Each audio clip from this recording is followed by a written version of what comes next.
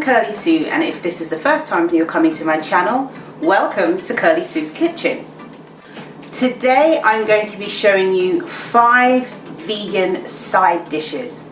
Now, contrary to popular belief amongst those who are slightly not in the know, vegans have complete meals. So we have a main course, starter and dessert, and there's side dishes as well. So today's 5 side dishes start off with number 1, chickpea nuggets. Chickpea nuggets are really easy to make. They obviously have chickpeas in them, and you coat them in breadcrumbs. You can put nice seasonings in them. They're something that kids like as well, because I'm aware that there are some people who feed their kids chicken nuggets, and no disrespect to them, they're okay occasionally, but not the healthiest thing. And obviously I'm a vegan, so it's not something I would eat. But if you're trying to wean your kids off the chicken nuggets, how about introducing chickpea nuggets? Not that it's going to taste exactly the same. It will not, because chickpeas and chicken is not even the same texture. But I think it's a healthy alternative that you can try instead. They're really easy to make. They're really good as a side dish. They're also really good if you're having a party and you want to have like buffet kind of finger food as well. Really great for that as well. You can use turmeric or curry powder, or turmeric or curry powder to color it so it looks kind of a little bit sort of nuggetish in color. They are amazing. They're really great. I love the different seasonings that you can put with it, and you can make lots of dips to go with it. A really quick, easy dip you can make if you just haven't got time is mix mayonnaise and ketchup together, and you make a kind of like a Thousand Island dressing-ish sauce. That's really simple to make. Otherwise, you can have ketchup, you can have mayonnaise, you can have ketchup and mayonnaise mixed together, you can have sweet chili dipping sauce. The possibilities are endless.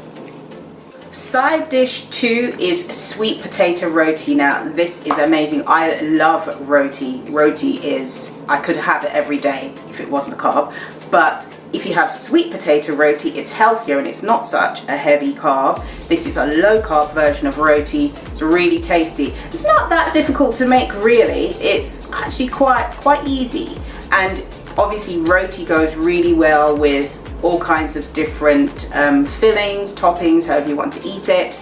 Really nice. It's quite cheap to make as well, because if you can get sweet potatoes wherever you are quite cheap, then all you're having it with is some kind of flour that you use to make the rotis and a tiny bit of oil. I use spray oil on the pan. Really easy, really cheap. It's also something good if you've got people coming over and you want to have something where they kind of have something where they can pick their fillings. So you can make all the rotis and then lay out all the fillings, and then they just pick whichever filling it is that they want to go into the rotis. So then you've made it a really fun event. So you can create a roti station at your family gathering, event, or whatever you want to do. But the rotis, delicious, really delicious, and not difficult to make at all.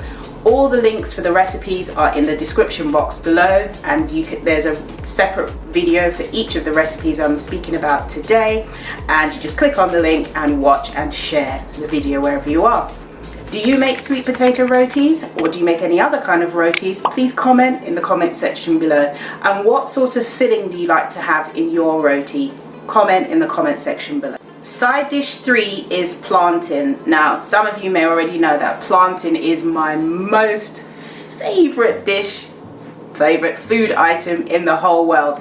If I was stuck on a desert island and there was nothing else to eat but plantain, I'm good. Boiled, baked, fried, anyhow. You can eat them raw. I've never tried it raw, so I can't really say I don't like it. It's just the thought of it. I'm like, raw? No. Well, on a desert island, I'll build a fire and roast it, bake, however I would do it. I love plantain. Now, plantain is pronounced plantain by me. Some people say plantain. That's a bit like saying mountain. You don't say mountain, you say mountain. And you don't say Great Britain, you say Britain. So it's kind of like the same complex. So if you want to sound really cool and trendy, and yes, I know how to pronounce these words, say plantain. Okay, there you go. Now we've got the pronunciation out the way. Plantain traditionally is fried in the Caribbean, and in Africa as well actually, and wherever else. Usually traditionally it's fried, but you can bake it. So this recipe is how to bake the plantain slices. So you slice it, you soak it in a little bit of water, drain it off, stick it in the oven on some greaseproof paper, put some spray oil on it. You don't have to put the spray oil on, and then you just bake it for about 20 to 25 minutes, could be 30 minutes depending on the temperature of your oven, and when they're golden brown and delicious, you take them out. And it kind of also helps bring out the sweetness in the plantain as well. So this is one you will enjoy. If you've never had plantain before, that's fine. Every day is a school day. Try it. You might like it. In fact, I'm sure you'll like it. 4 is buckwheat.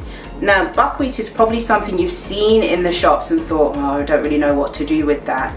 It is a really good alternative to rice, because white rice is not really, it's good occasionally, but it's not our friend. It's not something I would personally eat on a regular basis. And if you want to kind of have something a bit lower in carbs and a bit healthier, I would try buckwheat, because buckwheat is really easy to make.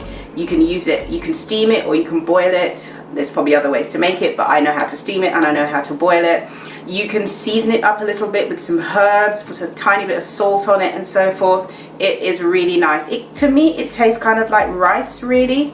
So it's a great alternative. You will not regret it. Just buy a pack and try it. I think you will like it. So in this recipe, I show you how to make it in a steamer. You don't have to have a latest state-of-the-art all singing all dancing steamer. I've got a almost low range, mid to low range steamer. Didn't cost me a fortune, only has 2 tiers, but it's fine. It works perfectly well. So if you haven't got a steamer, pop out and get one. They're not that expensive. Or you can boil the buckwheat instead, because buckwheat is something that is much healthier and will help you, particularly if you're trying to control your weight or you're trying to take off some of those lockdown pounds. This will help you as well.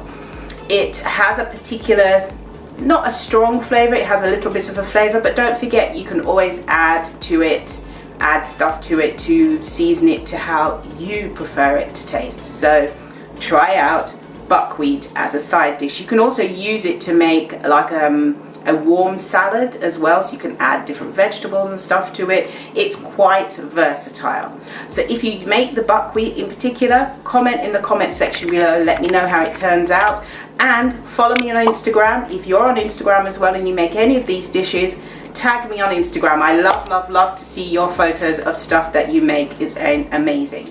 Number 5, dish number 5, side dish number 5 is couscous. Now couscous is probably the easiest thing to make because it doesn't require any cooking. It's just boiling water and couscous, and the key here is to measure. So a friend of mine, she said, I made couscous and I can't be bothered with it because it's not turning out right. And I said, okay, let's look at what perhaps went wrong. I said, so what did you do? She goes, I put some is not a measurement. I put some in a pot with some boiling water and it didn't work. I said, okay, the thing about couscous is you need to measure it. So follow the directions on the side of the packet. Make sure you have the correct amount of couscous, the correct amount of boiling water, and then you cover it. You can add a few little seasonings and spices or little vegetables and so forth in it, but it is really quick, easy, it's versatile. You can use it to make salads as well.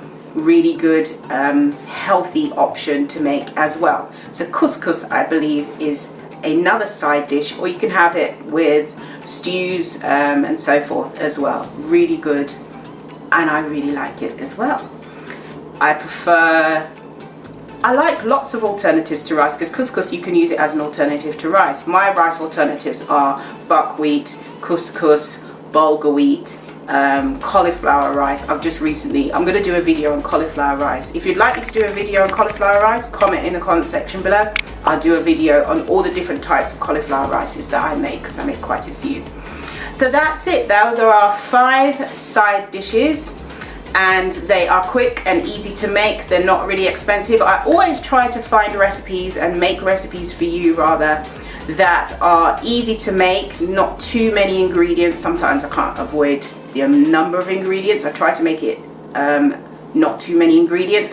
I always try to use ingredients that are available almost anywhere in the world. It doesn't work all the time because the same ingredients are available in every country, but by and large, I usually try to use ingredients that you can find anywhere, because I know you're watching from all different countries across the world. So welcome wherever you are from across the world. I really enjoy you watching, and keep doing that. So that's our 5 side dishes. Hope you enjoyed all of those. Follow me on Instagram. Don't forget to subscribe to my channel and turn on the notification bell so you'll see more videos every Wednesday, 7:30 p.m. just like this one. So eat good, eat clean, eat blessed. Thank you so much for watching. See you next time. Bye. Today's 5